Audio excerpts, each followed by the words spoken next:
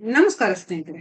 Big boss Kannada season 12 ಮುಗಿದು ಹಲವು ದಿನಗಳಾದ್ರೂ ಆ ಮನೆಯ ನೆನಪುಗಳು ಇನ್ನು ರನ್ನರ್ ಅಪ್ ರಕ್ಷಿತಾ ಶೆಟ್ಟಿಯ ಮನಸ್ಸಿನಲ್ಲಿ ಜೀವಂತವಾಗಿದೆ. ಶೋ ಮುಗಿದ ನಂತರ ನಿರಂತರ ಕಾರ್ಯಕ್ರಮಗಳು, ಸಂದರ್ಶನಗಳು, ಸಾರ್ವಜನಿಕ ಕಾರ್ಯಕ್ರಮಗಳಲ್ಲಿ ತೊಡಗಿಸಿಕೊಂಡಿದ್ದ ರಕ್ಷಿತಾ ಶೆಟ್ಟಿ ಇದೀಗ ಸ್ವಲ್ಪ ಫ್ರೀ ಆಗಿದ್ದು, ಈ ವೇಳೆ ತಮ್ಮ ಬಿಗ್ ಬಾಸ್ ಪಯಣವನ್ನ ನೆನಪಿಸಿಕೊಂಡು ಭಾವನಾತ್ಮಕ ಪೋಸ್ಟ್ ಒಂದನ್ನ ಹಂಚಿಕೊಂಡಿದ್ದಾರೆ.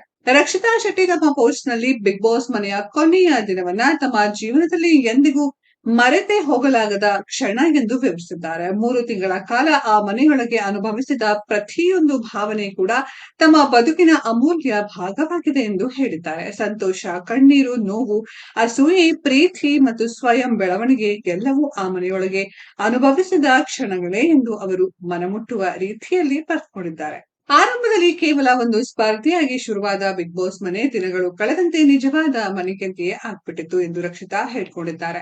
ಭಾವನೆಗಳು, ಬಾಂಧವ್ಯಗಳು ಹಾಗೂ ಅನೇಕ ಮರೆಯಲಾಗದ ನೆನಪುಗಳಿಂದ ಕಟ್ಟಿದ ಮನೆ ಅದು. ಪ್ರತಿಯೊಬ್ಬ ಸ್ಪರ್ಧಿಯೂ ಒಂದೊಂದು ರೀತಿಯಲ್ಲಿ ತಮ್ಮ ಜೀವನಕ್ಕೆ ಪಾಠ ಕಲಿಸಿದ್ರು ಎಂಬುದನ್ನ ಅವರು ಸ್ಮರಿಸಿದ್ದಾರೆ. ಬಿಗ್ ಬಾಸ್ ಮನೆಯ ಪಯಣವು ಕೇವಲ ಆಟವಲ್ಲ, ಅದು ತಮ್ಮ ಜೀವನದ ಒಂದು ಮಹತ್ವದ ಅಧ್ಯಾಯವಾಗಿದೆ ಎಂದು ರಕ್ಷಿತಾ ಸ್ಪಷ್ಟಪಡಿಸಿದ್ದಾರೆ. ಈ ಅವಧಿಯಲ್ಲಿ ಅವರು ಅನೇಕ ಅಮೂಲ್ಯ ಸಂಬಂಧಗಳನ್ನ ಕಟ್ಟಿಕೊಂಡಿದ್ದಾರೆ. ಹಲವು ಅಣ್ಣಂದಿರು, ಸ್ನೇಹಿತರು ಹಾಗೂ ಹೃದಯಕ್ಕೆ ಹತ್ತಿರವಾದ ಬಾಂಧವ್ಯಗಳು ತಮ್ಮ ಜೀವನ ಪೂರ್ತಿ ಉಳಿಯಲಿವೆ ಎಂದು ಅವರು ಹೇಳಿದ್ದಾರೆ. ತಮ್ಮ ಈ ಪಯಣದಲ್ಲಿ ಬೆಂಬಲ ನೀಡಿದ ಜನರಿಗೆ ರಕ್ಷಿತಾ ಹೃದಯಪೂರ್ವಕ ಧನ್ಯವಾದಗಳನ್ನ ಸಲ್ಲಿಸಿದ್ದಾರೆ.